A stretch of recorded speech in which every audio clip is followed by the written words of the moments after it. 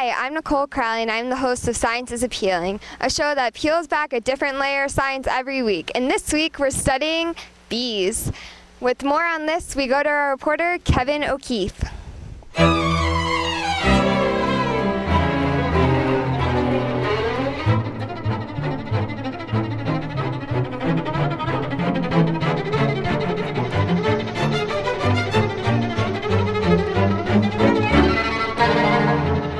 Hi, Rich. Hi.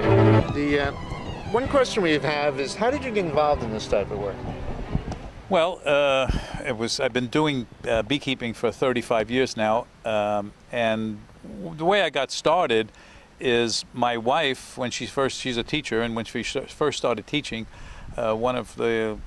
another teacher she befriended, they were talking about their husbands, and we decided to get together. He was a gardener, I was a gardener, and when we did, we had dinner together, and lo and behold, he was a beekeeper, and he started telling me about his bees, and I was fascinated, and from that, he took me out, showed me his beehives, and I tasted some of his honey, and then I was totally hooked.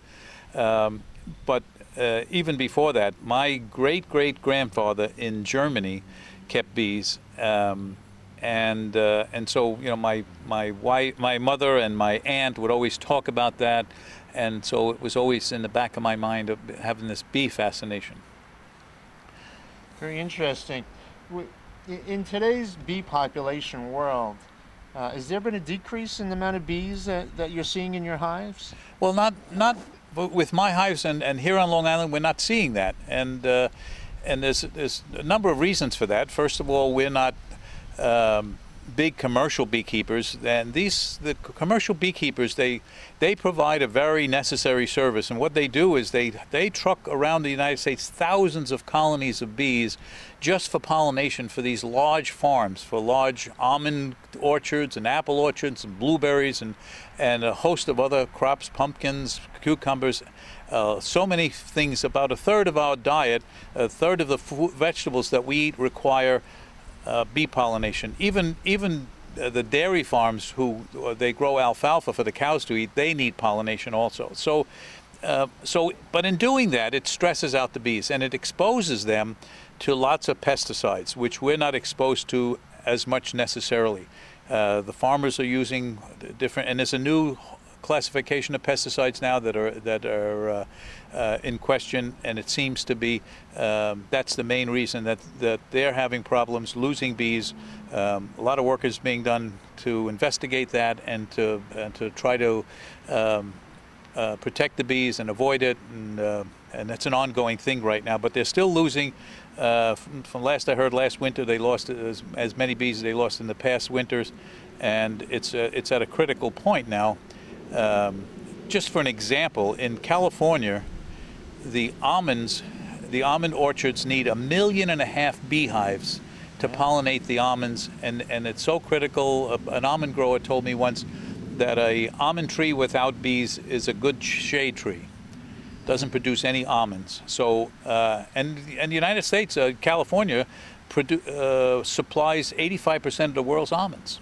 So, not only it's a big cash crop for California, so it's very important economically and also for for our diets and so on. So, you have a honeybee farm. Yes. And you collect honey. So, tell us a little bit about that as a hobby and as a business. Yeah, well, I'm what's considered a sideliner. Like a commercial beekeeper or someone who does it for a living would have 300 colonies or more. I mean, I know one gentleman has 8,000 colonies of bees. He's a big commercial operation. I'm just a sideliner. I have 50 colonies of bees, and I sell all my honey right out on a roadside stand in front of my house, and I have a following, and people have been buying my honey for years. And I'm getting a lot of interest now because local honey is considered very good for people with allergies. Any of these pollen allergies that they get, and I'm getting feedback. I can't give you any information for myself. I've never had any of these allergies, maybe because I've always been eating honey.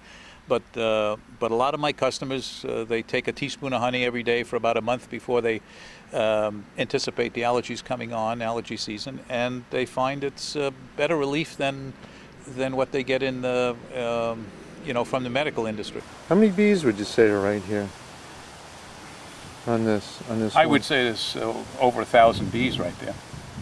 Wow. You know, And the this would temperature be we like have about today? 100 right there. I see.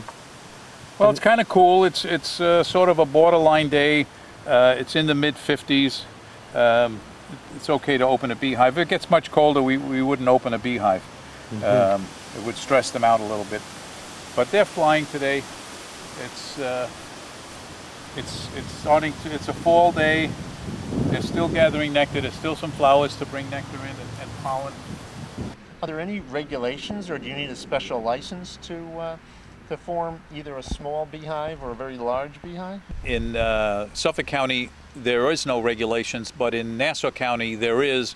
And from what I know, every town in Nassau County does not allow beekeeping, and that's a shame. It's because beekeeping is very beneficial to not only to crops but the entire environment. The wild plants out there, they need pollination to produce seeds and nuts for all the wildlife to eat. You know, people put food out for the birds, but they don't realize that the honeybees will actually create more seeds than they could ever put out, and they play an important role in the entire environment. And to discourage beekeeping is a mistake. They should really be encouraging beekeepers, and I have no idea why it's not allowed in all of Nassau County, when in New York City they just changed the law, and you can keep bees in Queens and Brooklyn and Manhattan if you want. And that's a good thing. Is that because there are many different types of bees, and one type might be more aggressive than another, and therefore they rule all of them out versus trying to single out a specific breed? Yeah, there is some truth to that. There are other types of bees. Some of them might be more aggressive. Wasps are definitely more aggressive. But you know, the public, they have this inborn fear of all stinging insects. Matter of fact, there was a survey that USA Today did a number of years ago, and they found, they asked men what they're afraid of, and the number one thing was stinging insects, was bees that they were afraid of, and especially honeybees. It's rare to have an allergy to, excuse me, to a honeybee, and even if you get stung from a honeybee, the pain doesn't last that long. About 2 minutes at most.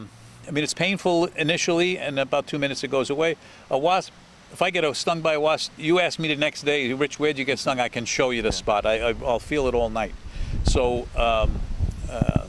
the fear of honeybees, it shouldn't be that, that kind of a fear, and that's the only reason that it would be outlawed. And I don't think there's another place in the country where honeybees, most places that had regulations against it, have all been, they've been rescinded. Rich, could you tell us a bit about the life cycle of a honeybee?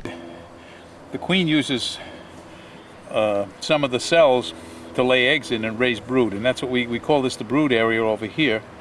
And if I move some of these bees out of the way here, they'll come back, and later they're going to take care of this. They're feeding this brood that's open. If you can see right in there, you see the white larva curled up, and they're like this bee here. With her rear end up in the air, she's feeding and taking care of that larva. Once the larva gets to the pre-pupa stage, they start capping it over, and then they go into the pupa stage. And these brown cappings you see here, they're the larva going through metamorphosis. They're in like a cocoon, and several more days they'll emerge as adult bees.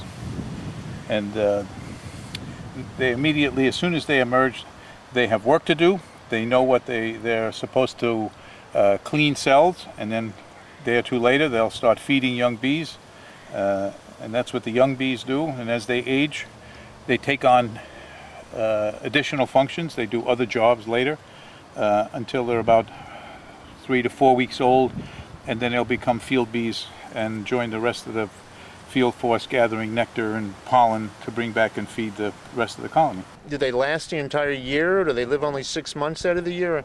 Or maybe you could talk to a little bit about that. Yeah, well, you want to know a little bit about the biology, and sure. And so let's talk first about in what makes up a colony of bees. There are three castes in a hive.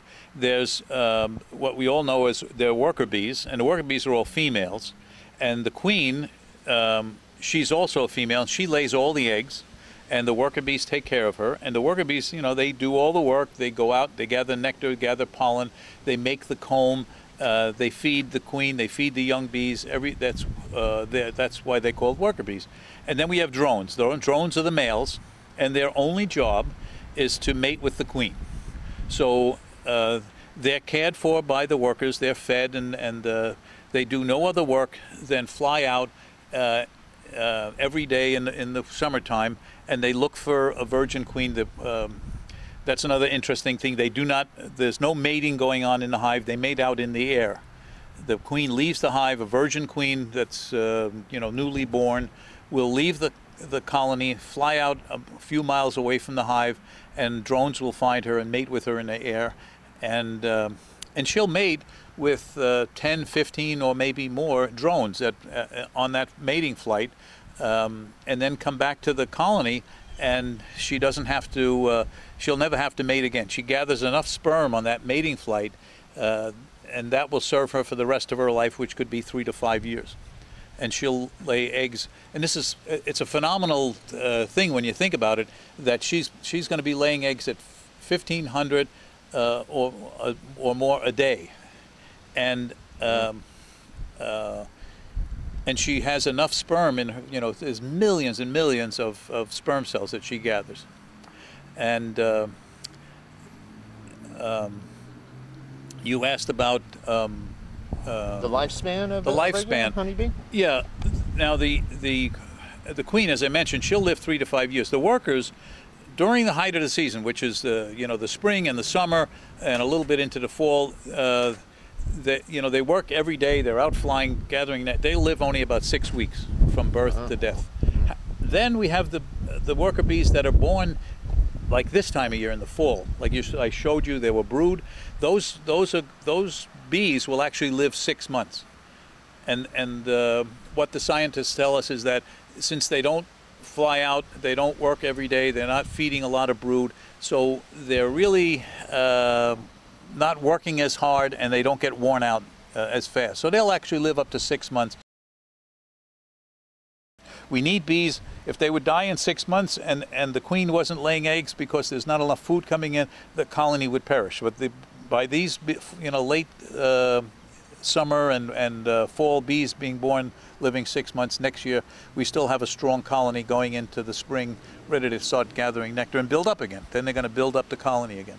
Was research done that they can prove that bees actually recognize faces, and I see it to a certain degree. I get the feeling that my bees, when I open my hive, and they do recognize this is the same guy that came here last time, and they sort of get used. I think they do get used to human beings being around them. And tell you a quick story. The guy who was my mentor early on.